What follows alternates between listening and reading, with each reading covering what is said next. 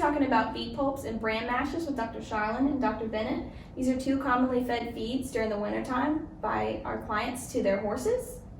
Hi, I'm Dr. Bennett from the Valley. I'm going to be talking about beet pulp today.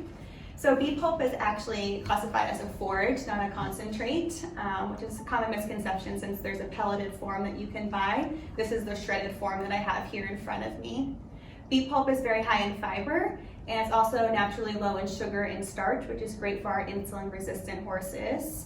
Just make sure that you're buying the molasses-free form when you're in the store. The protein content is similar to that of grass hay, so about 8 to 12%. Only downside to beet pulp is that the calcium to phosphorus ratio is off. It's 10 to 1, and normally you want your horses to have a 2 to 1 ratio.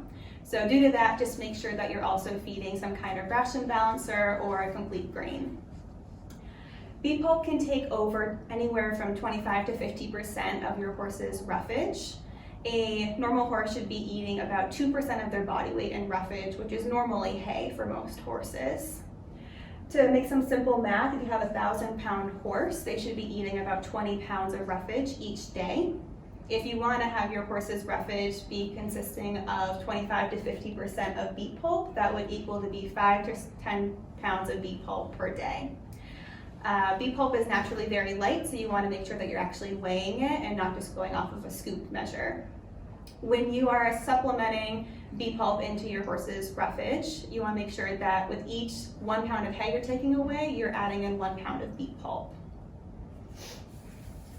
Now, many people have heard about beet pulp chokes in older horses, and although there's not a ton of scientific evidence to show that horses are more likely to choke on beet pulp, I think we can all agree that we've at least experienced it through other people that we know, if not personally.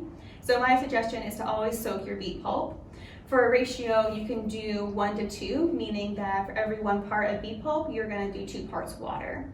And I would suggest at least soaking for 30 minutes to make sure that it ends up like this and everything is soaked into the beet pulp and there's no free water sitting in your container anymore.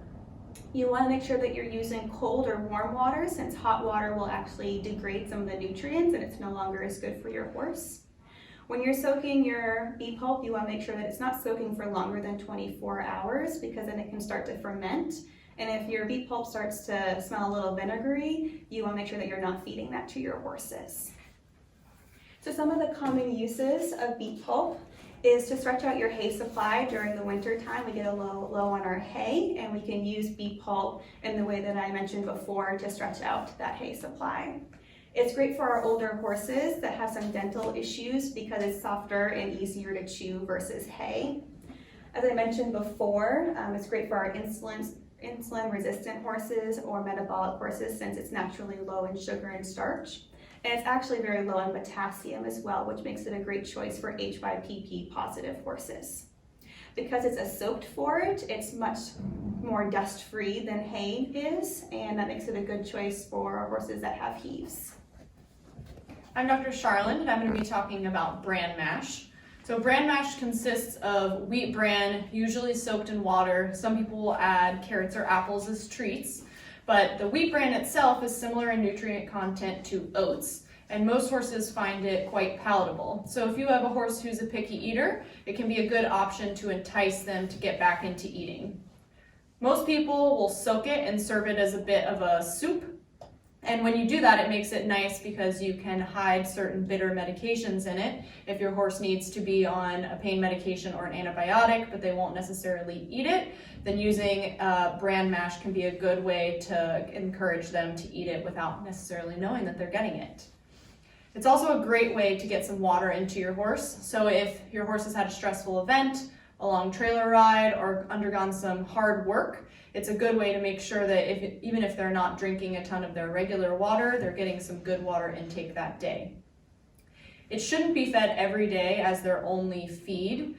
Similar to beet pulp, it doesn't have an ideal calcium to phosphorus ratio, and it actually has 4 times as much phosphorus as most grains that are fed.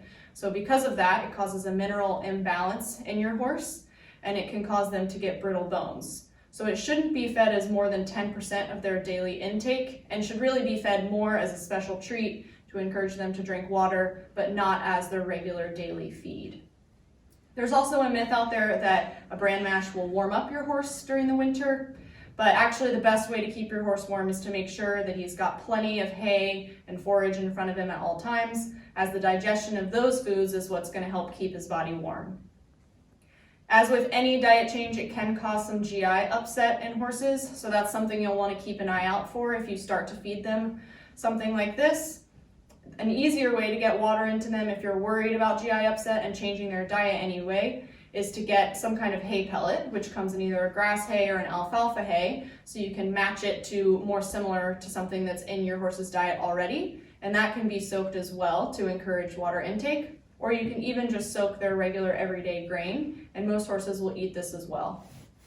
If you're worried about water intake in the winter, and I know we're all concerned about impaction colics, you can encourage them to drink by adding a little bit of salt into their grain, and then that'll encourage them to go drink their regular water. Or you can even offer an electrolyte bucket of water, or even put a handful of their grain into their water bucket and make it into a little bit of a sweet tea. But always make sure your horse has plenty of clean, fresh water during the winter. And if you have any concerns about their hydration, or if you just want to talk about your horse's diet or any diet changes, please give us a call.